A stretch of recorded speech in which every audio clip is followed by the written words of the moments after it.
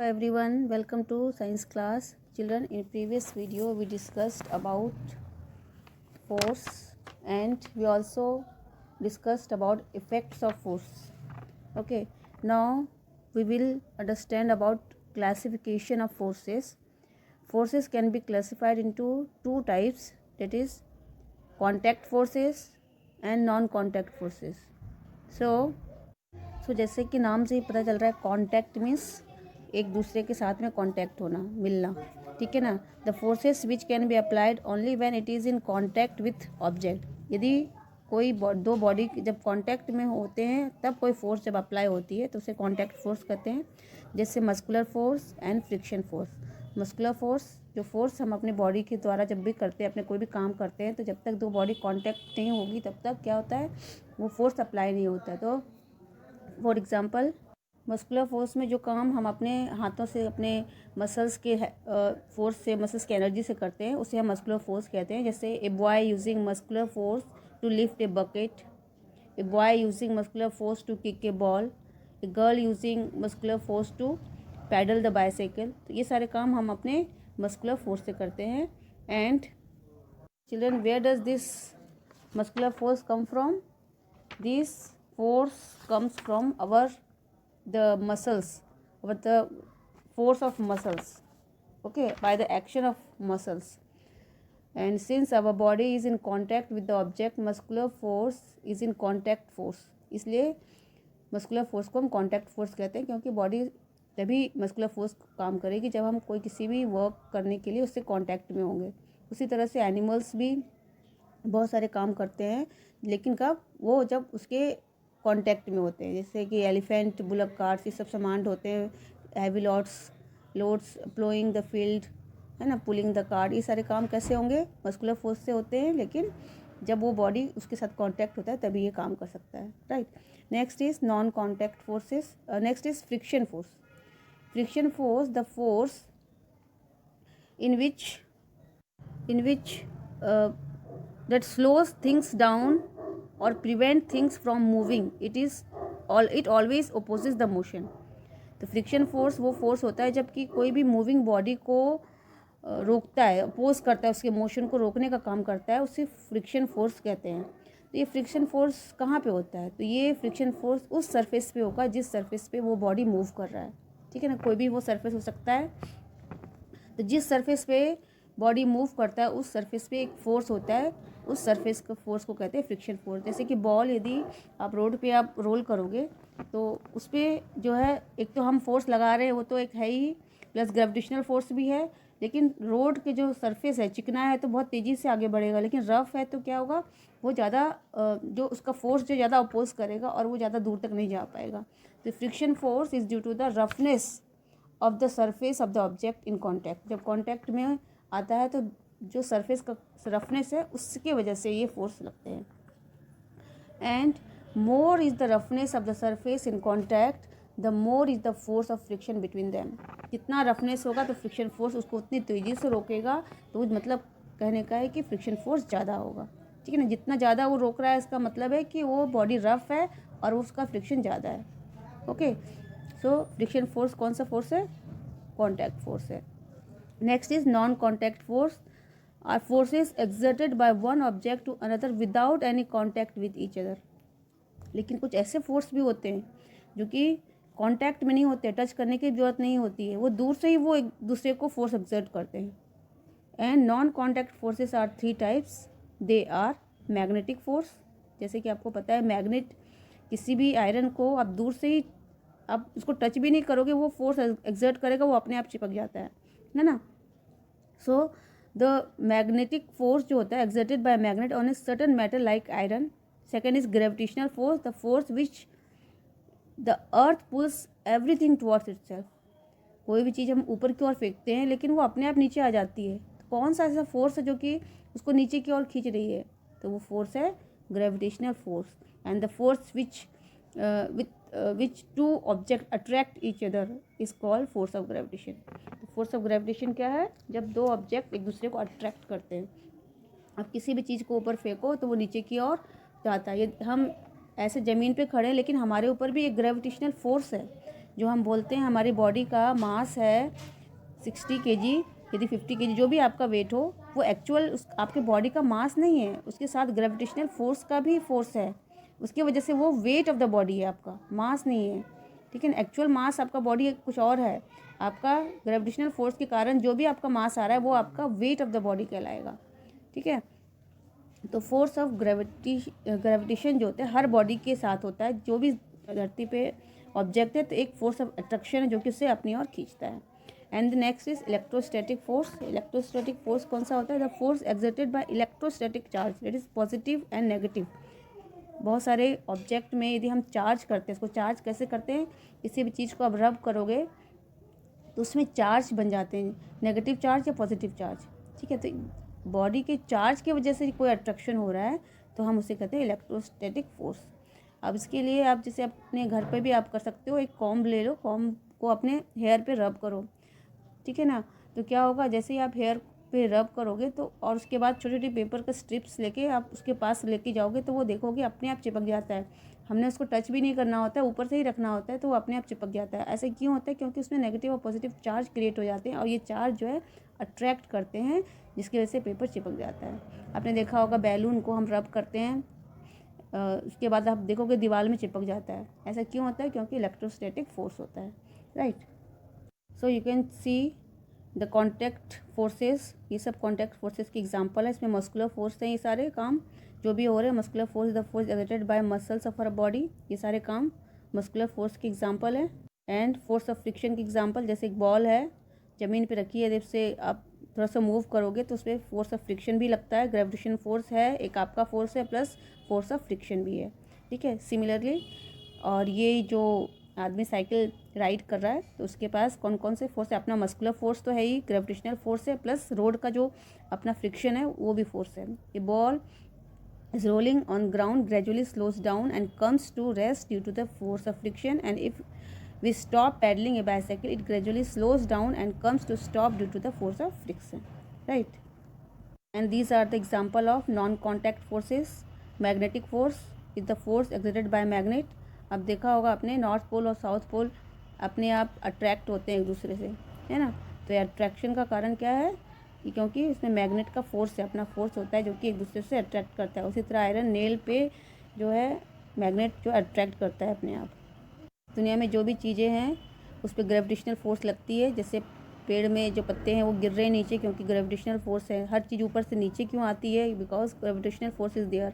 Gravitational force is the force exerted by earth on an object and it pulls all object towards the earth. A coin और pen falls down when it slips off your hand. A ball thrown upward falls down.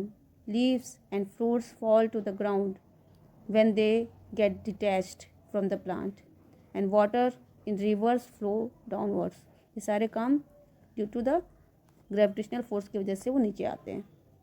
So this is the electrostatic force. Electrostatic force is the force exerted by charged body to another charged or uncharged body. इसके लिए आप एक activity भी कर सकते हो। आपको एक इस तरह से स्टैंड लेना है और इसको थ्रेड से एक प्लास्टिक का स्ट्रॉ टांग देना है और दूसरे प्लास्टिक स्ट्रॉस को रब करना है ताकि वो चार्ज हो जाए। ये plastic straw charge by rubbing with paper attract A suspended plastic straw. और उसको कैसे चार्ज करना है? किसी भी पेपर से रब करोगे तो दूसरा वाला जो प्लास्टिक स्ट्रॉ है वो चार्ज हो जाएगा और एक जो आपने उसको टांग के रखा है उस प्लास्टिक स्ट्रॉ को आपको चार्ज नहीं करना है, सिर्फ एक प्लास्टिक स्ट्रॉ को चार्ज करना है और फिर आप उसके पास लेके जाओगे तो आप देखोगे कि वो अट्रैक्ट होता है। Plastic straw charge by rubbing with paper repels A suspended plastic charge by rubbing with paper. ठीक है, तो क्या होगा? सो यदि आप एक को चार्ज करोगे एक को चार्ज नहीं करोगे तो वो अट्रैक्ट होंगे। यदि आप दोनों को चार्ज कर दोगे तो दोनों रिपेल हो जाएंगे। मतलब कि नेगेटिव ऑपोजिट चार्जेस अट्रैक्ट होंगे और नेगेटिव चार्ज मतलब लाइक चार्जेस क्या होंगे? वो रिपेल होंगे एंड अनलाइक चार्जेस जो है अट्रैक्ट होंगे। मतलब एक में पॉजिटिव होगा एक में नेगेटिव होगा तो वो अट्रैक्ट होगा और यदि दोनों का नेगेटिव हो जाएगा या दोनों का पॉजिटिव हो जाएगा तो वो रिपेल होगा। So this is the electrostatic force. So children, now we have completed the different types of forces. Now we will know about pressure. What is pressure? So children, now we will discuss about pressure. Pressure is the force per unit area apply to an object in a direction perpendicular to the surface. तो pressure क्या होता है, यदि कोई भी force किसी object के perpendicular apply किया जाए तो वो कितना होता है, फोर्स पर यूनिट एरिया के बराबर होता है। As you can see formula में क्या है, P equal to F by A, numerator में F है एंड डिनोमिनेटर में क्या है, एरिया है। तो यदि किसी ऑब्जेक्ट का एरिया कम होगा तो प्रेशर ज़्यादा होगा, क्योंकि डिनोमिनेटर क्या है, रेसिप्रोकल है, वो नीचे है। तो इसका मतलब है कि यदि एरिया कम होगा तो वहाँ प्रेशर ज़्यादा लगेगा, ठीक है। एरिया ज़्यादा रहेगा तो प्रेशर कम लगेगा। जैसे कि आप कोई भी चीज़, जैसे कि आप नाइफ़ का एग्जांपल ले लो, यदि नाइफ़ का आगे का जो पोर्शन है उसका एरिया ज़्यादा रहेगा, ठीक है, ज़्यादा रहेगा का मतलब कि मोटा रहेगा, तो वहाँ पर आपको कम प्रेशर लगेगा, मतलब वो जल्दी कटेगा नहीं, है ना। प्रेशर लगाओगे तो वहाँ प्रेशर कम क्रिएट होगा। लेकिन यदि बहुत नुकीला है कोई भी नाइफ़, आगे से बहुत नुकीला है, उसका एरिया कम है, तो उतने ही फोर्स में आपका कोई भी चीज़ आसानी से कट जाएगा, मतलब वहाँ पर ज़्यादा प्रेशर क्रिएट होगा। मतलब where P is the pressure, F is the normal force and A is the area. P का प्रेशर शो कर रहा है, F is the normal force जो कि हम अप्लाई करते हैं किसी भी ऑब्जेक्ट को में यूज़ करते हैं, and A is the area, right. So the factors affecting the magnitude of pressure. Magnitude of pressure का क्या मतलब होता है कि कितना प्रेशर की मात्रा है ना, कितना, मतलब प्रेशर को हम पास्कल में नोट करते हैं, तो मतलब कितना प्रेशर है ये डिपेंड करता है किस चीज़ पे, मैग्नीट्यूड ऑफ द फोर्स, मतलब फोर्स हम कितना अप्लाई कर रहे हैं, कितना फोर्स हम अप्लाई करते हैं, इस पे डिपेंड करता है कि प्रेशर कितना लगेगा। The longer the force higher the pressure. यदि हम फोर्स ज़्यादा डाल रहे हैं तो वहाँ पर प्रेशर क्या होगा, ज़्यादा होगा, ठीक है। मतलब 10 न्यूटन यदि फोर्स लगा रहे हो तो वहाँ पर प्रेशर भी ज़्यादा लगेगा। यदि 20 न्यूटन लगा रहे हो तो वहाँ पर प्रेशर उससे ज़्यादा लगेगा, है ना। तो इसी तरह से जितना फोर्स रहेगा, ज़्यादा फोर्स रहेगा तो ज़्यादा प्रेशर भी लगेगा, ठीक है। कॉन्टैक्ट एरिया से क्या रिलेशन है, the larger the contact area the lower the pressure. इसमें ऑपोजिट है, ठीक है ना। कॉन्टैक्ट एरिया यदि जितना ज़्यादा रहेगा वहाँ प्रेशर कम हो जाएगा, ठीक है, क्योंकि फोर्स पर यूनिट एरिया है, तो एरिया यदि ज़्यादा रहेगा तो प्रेशर कम होगा, ठीक है। जैसे कि स्क्रीन में दिख रहा है आपको, एक यदि आपको नेल को वॉल पे डालना है, फिक्स करना है, तो यदि नुकीला रहेगा वो नेल तो आसानी से अंदर चला जाएगा, क्योंकि एरिया कम होने से उतने फोर्स में वो आसानी से प्रेशर ज़्यादा लगता है, वो अंदर चला जाता है। लेकिन यदि उस नेल का आगे का ब्लंट है, मतलब मोटा है, तो आप उतने ही फोर्स लगाओगे तो वो अंदर नहीं घुसता है, क्योंकि प्रेशर कम हो जा रहा है, ठीक है। मतलब एरिया पे डिपेंड करता है कि प्रेशर कितना लगेगा। यदि फोर्स आप सेम लगा रहे हो लेकिन एरिया में अंतर है, तो यदि एरिया कम रहेगा तो ज़्यादा प्रेशर लग जाता है, एंड एरिया ज़्यादा रहेगा तो कम प्रेशर लगता है। The SI unit of pressure is pascal. 1 pascal is equal to 1 newton per metre square, okay. तो प्रेशर का यूनिट हो गया पास्कल, और फोर्स पर यूनिट फार्मूला होता है हमारा, तो फोर्स का यूनिट हो गया न्यूटन, एंड एरिया का मीटर स्क्वायर, क्योंकि ऊपर जब हम ऊपर साथ में लिखेंगे न्यूमरेटर में, जब इसको चेंज करेंगे तो मीटर स्क्वायर का ऊपर क्या हो जाएगा, मीटर -2 हो जाएगा, ठीक है। तो 1 pascal is equal to 1 newton per metre square. So let's see the application involving high pressure. आप देख सकते हो कि हमारे फिगर में 3 एप्लीकेशन दिखाए गए हैं। इसमें पहला है शार्प एजेस का। शार्प एजेस किस में होते हैं, नाइफ़ में आपने देखा होगा, या कुल्हाड़ी में हम शार्प एजेस क्यों बनाते हैं, क्योंकि उसका जो एरिया ऑफ कांटेक्ट है कम हो जाए। एरिया ऑफ कांटेक्ट मतलब आगे का जो जिसमें किसी भी चीज़ पे हम लगाते हैं उस एरिया को कम कर देते हैं, ताकि प्रेशर जो है एक्सर्ट जो हम करें उसकी वजह से, जो फोर्स हम एक्सर्ट करें उसकी वजह से प्रेशर जो है इंक्रीज़ हो जाए। The large pressure help in to cut object easily. यदि प्रेशर ज़्यादा रहेगा तो आसानी से कोई भी ऑब्जेक्ट हम काट सकते हैं। उसी तरह से जो शूज़ विद स्पाइक, बहुत सारे शूज़ में स्पाइक लगे होते हैं। वो स्पाइक क्यों लगे होते हैं, क्योंकि हम जब ज़मीन पे चलते हैं तो बहुत सारी गेम में ऐसा होता है कि थोड़ा सा प्रेशर बना के चलना पड़ता है, नहीं तो आसानी से गिर सकते हैं। तो ये स्पाइक हेल्प करता है ज़मीन पे अच्छे से पकड़ बनाने के लिए। तो ये स्पाइक हेल्प करता है कि increase the pressure applying on the track. किसी भी ट्रैक पे हम आसानी से जो है प्रेशर क्रिएट कर जाए और जो है आसानी से वो पकड़ बनी रहे, ठीक है। उसी तरह से आइस स्केटिंग है। जो आइस स्केटिंग में आपने देखा होगा इस तरह से डंडा रहता है, इसमें आइस पे स्केट करते हैं। तो वो स्केटिंग किस तरह से हेल्प करता है, क्योंकि उसका एरिया जो है इसलिए बढ़ाया जाता है, क्योंकि यदि आप आइस स्केटिंग को, यदि आइस पे बिना आइस स्केटिंग यदि आप चलोगे तो क्या होगा, आपका पैर जो है आइस में अंदर चला जाएगा, है ना। तो उससे बचने के लिए स्केटिंग यूज़ किया जाता है, ताकि उसका सरफेस जो है बढ़ जाता है, फ्लैट सरफेस होता है, वो एरिया ऑफ कॉन्टैक्ट जो है उसका बढ़ जाता है, जिसकी वजह से प्रेशर कम हो जाता है, और जिसकी वजह से जो है आइस में आसानी से अंदर नहीं जा पाता है पैर, ठीक है। तो इस तरह से आइस स्केटिंग जो है हेल्प करता है, और आसानी से आप बर्फ़ पे मूव कर सकते हो।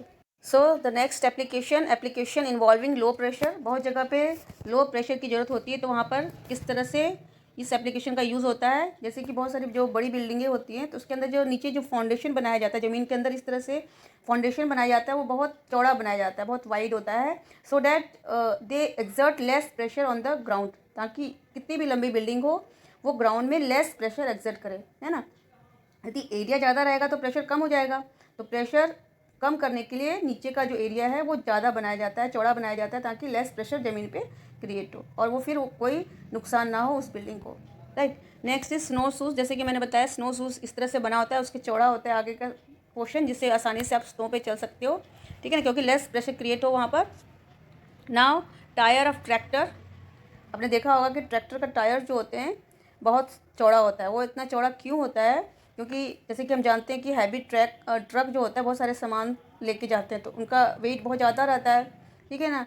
तो उस वजह से उनके जो टायर्स होते हैं चौड़े बनाए जाते हैं ताकि एरिया ऑफ कॉन्टैक्ट जो है वो ज़्यादा रहे, जिससे लेस प्रेशर क्रिएट हो, ठीक है ना, ज़मीन पे लेस प्रेशर क्रिएट हो और वो फिर आसानी से मूव कर सके, ठीक है। फीट ऑफ एलिफेंट आपने देखा होगा, इतना भारी बॉडी होता है उनका, लेकिन उसका फीट देखा होगा चौड़ा होता है ना, पैर चौड़ा होता है ताकि लेस जो है उसका वाइड जो होता है उसका पोर्शन जो होता है आगे का फीट का इसलिए चौड़ा होता है क्योंकि ज़मीन पे लेस प्रेशर क्रिएट हो। तो ये एप्लीकेशन है फॉर लेस प्रेशर।